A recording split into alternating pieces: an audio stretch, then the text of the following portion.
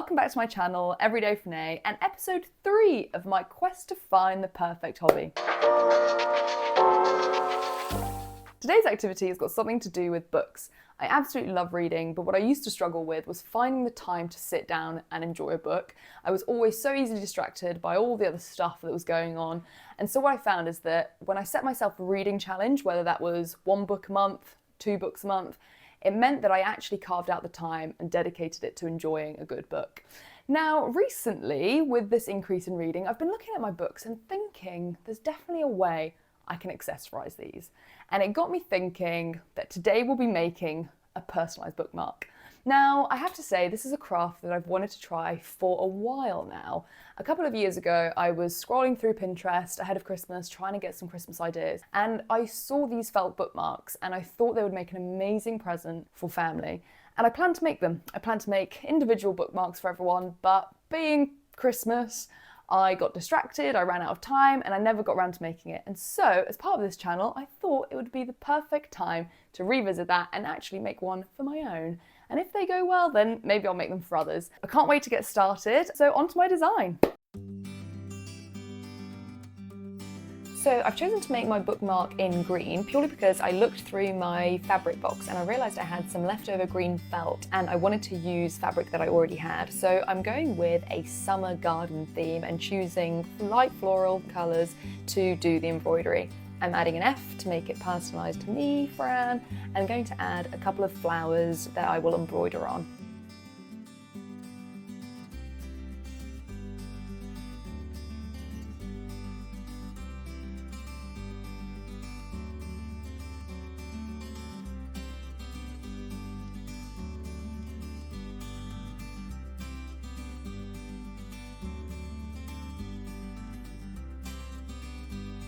I start by measuring 10 centimetres on the backing fabric. I've chosen to do the back of my bookmark in the dark green, and then pin it to the top fabric, the light green felt, and again cut out the 10 centimetres and just try to get it as even as possible.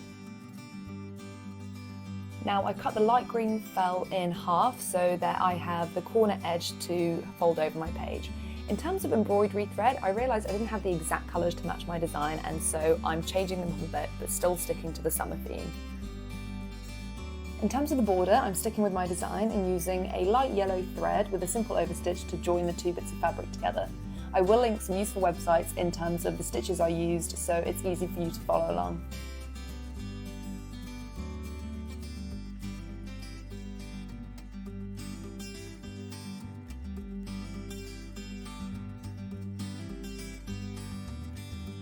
For my initial, I chose to double up the thread and just use a simple back stitch. I will admit I did try this with a couple of different stitches but realised that using a simple one looked the best.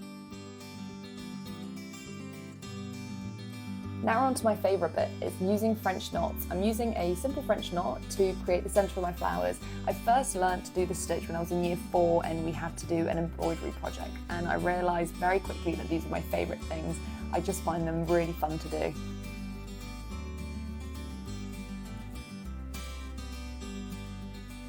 Now we're on to our flowers. So to do our flowers, I'm using a simple detached chain stitch to achieve 1 petal. So instead of using a chain stitch and doing multiple stitches together, I use 1 simple detached one, and that gives the effect of the petal.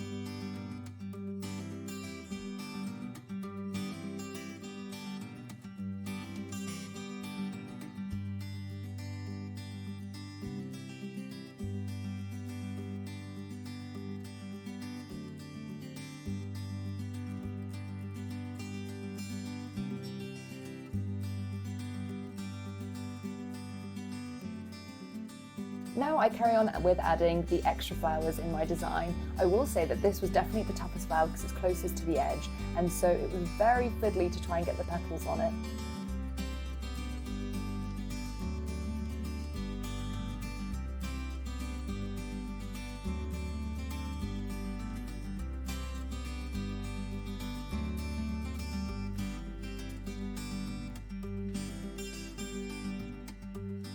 So now, since the last clip, I decided to add a couple of more yellow dots to add some more flowers because I thought it was looking a little bit blank in some areas, and I've decided to go with a nice blue.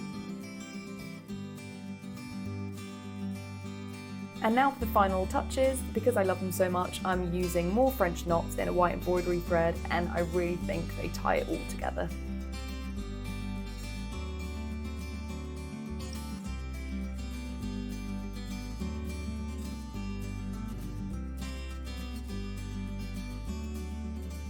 Now to give the bookmark a bit of stability, I'm adding some card. I just cut out a simple bit of green card and using a glue gun to attach it to the back of my bookmark.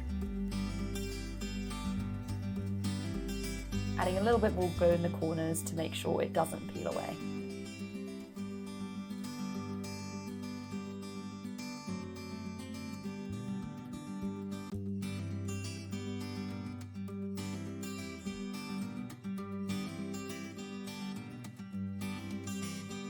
So I've just finished my bookmark and I've got to say I'm really happy with the end result. I think it's super cute. I will say this one was a little bit tougher than the other two crafts that I've done. It took me about an hour, which isn't too bad, and I got to put on a film, and so actually the time flew by. But I will say, because I chose to use some scrap felt that I already had, it was really hard and fiddly to try and get the design on such a small area. Whenever I've done embroidery in the past, I've always used an embroidery hoop, and that definitely helps with the spacing and allows you to embroider more easily. So I suggest if you have one to try that out, but also at the same time, I'm glad that I used some scrap fabric that I had lying around. In terms of a gift idea, I obviously initially thought this would be a good idea for Christmas, and actually having done it, I think it would make a lovely present to give to people, so I definitely suggest giving it a go. While I was embroidering, I noticed that I had some scrap orange felt, which got me thinking and excited about autumn. And given that I've got loads of cozy reads lined up for the autumn, I think I'm going to try and embroider a autumnal pumpkin one. So I'm really looking forward to that. As always, I hope you've enjoyed this episode, and if so, please do like and subscribe below so that you can follow on and join me on the quest to find the perfect hobby.